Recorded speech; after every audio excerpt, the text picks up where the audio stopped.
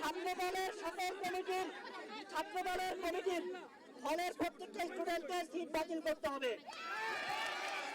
যতদিন পর্যন্ত না হলের কমিটিগুলো তারা বাতিল করতেছে ততদিন পর্যন্ত তাদের সিট হল প্রশাসন থেকে স্থগিত করতে হবে এবং ছাত্র দলের হাইকমান্ডকে এর জন্য ক্ষমা চাইতে হবে।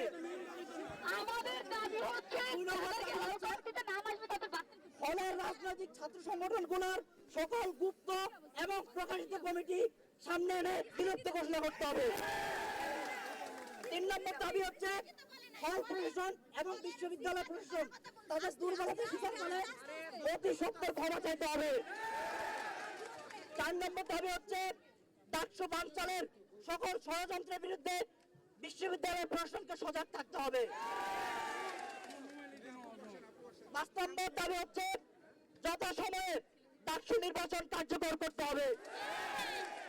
6 নম্বর দাবি হচ্ছে 2024 সালের 17 জুলাই ঢাকা বিশ্ববিদ্যালয়ের সমস্ত হলে সকল ছাত্ররা মিলে যে গণরায় দিয়েছিল ছাত্র রাজনীতি নিষিদ্ধের ব্যাপারে সেই ছাত্র রাজনীতি নিষিদ্ধের নীতিমালা বাস্তবায়ন করতে হবে। আমাদের এই 6 দফা দাবি, এই দাবির প্রেক্ষিতে আমরা বিশ্ববিদ্যালয় প্রশাসনকে অবহিত করছি অতি দ্রুত সময়ের মধ্যে যাতে আমাদের দাবিগুলো বাস্তবায়ন করে। প্রথমত তোমরা আমাকে বিশ্বাস করে এখানে এসছো, তোমাদেরকে ধন্যবাদ জানাই, সালাম জানাই। আমার দরজা সবসময় খোলা, এটা জানো। তো তোমরা অনেকক্ষণ ধরে চেষ্টা করছো, আমরা একটা সমাধানের পথে এসছি এবং কোনোরকম সংঘাত সহিংসতা ছাড়া তোমরা একসাথে এতগুলো মানুষ আমরা একসাথে হয়েছি, সেটা নিজেই একটি বড় পাওনা বলে মনে করি আমি।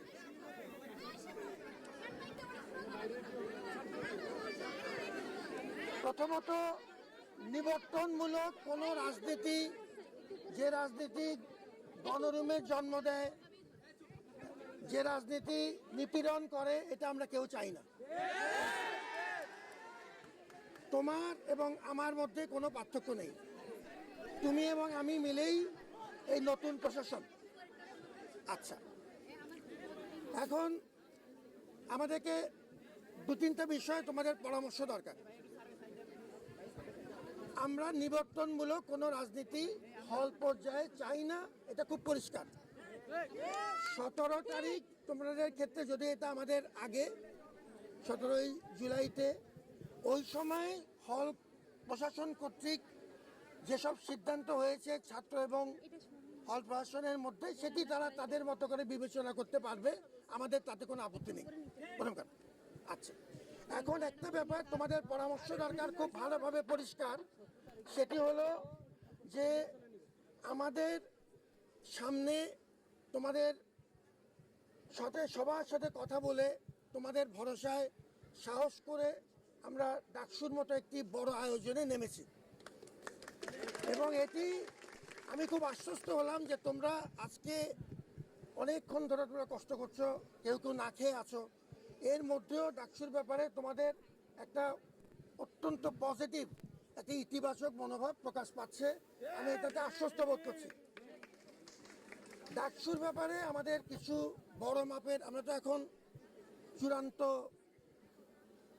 তালিকার দিকে যাচ্ছি, খসড়া অলরেডি হয়ে গেছে তোমাদের সবার সাহায্য নিয়ে। এর যে আসবে সেটিও একটি বড় পাওনা মনে করি তোমাদের সহযোগিতা নিয়ে।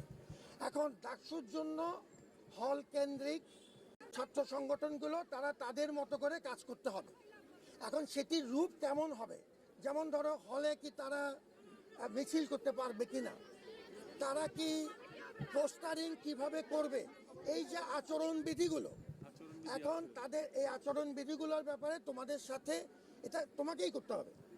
ছাত্র সংগঠনগুলোর সাথে তোমাদের সাথে মিলে তোমরাই বলবে যে এই পারস্পরিক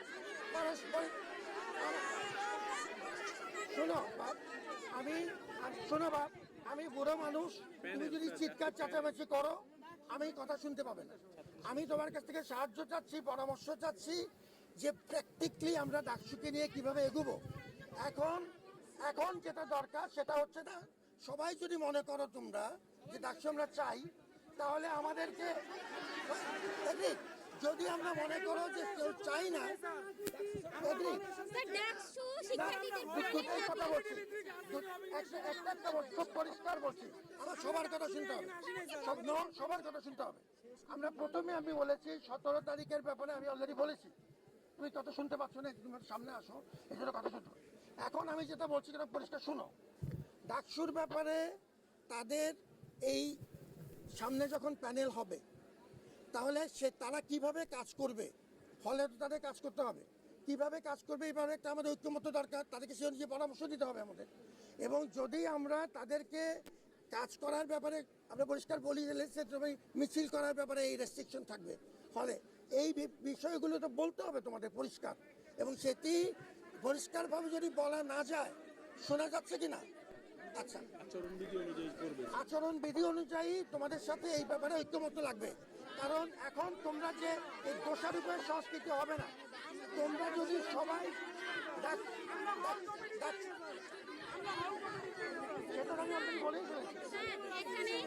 স্যার এখানে যে আমাদের দুটো মূল দাবি উত্থাপন হয়েছে যে মিডিয়া পেজ থেকে কমিটি দেওয়া হয়েছে, বিএনপি মিডিয়া পেজ থেকে কমিটি দেওয়া হয়েছে, আমরা সেগুলোর কথা বলছি। আমি আমি আমি একটা বলছি, কথা বলতে দিতে হবে। আমি প্রথমে 17 তারিখের কথা বলেছি, শেষ করতে দেই।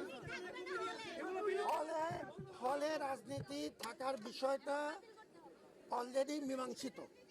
এই ব্যাপারে তোমাদের যে সিদ্ধান্ত 17 তারিখে, যেটা এর আগের হল প্রশাসন নিয়েছে, তোমরা যদি হল প্রশাসন মনে করে সে অনুযায়ী যাবে, এটা নিয়ে আমরা কথা বলছি না বলে তোমরা গিয়ে ঠিক করো। কথা যদি বলতে না দাও, কথা বলতে না গেলে আবার আমি ঠিক করে থাকবো।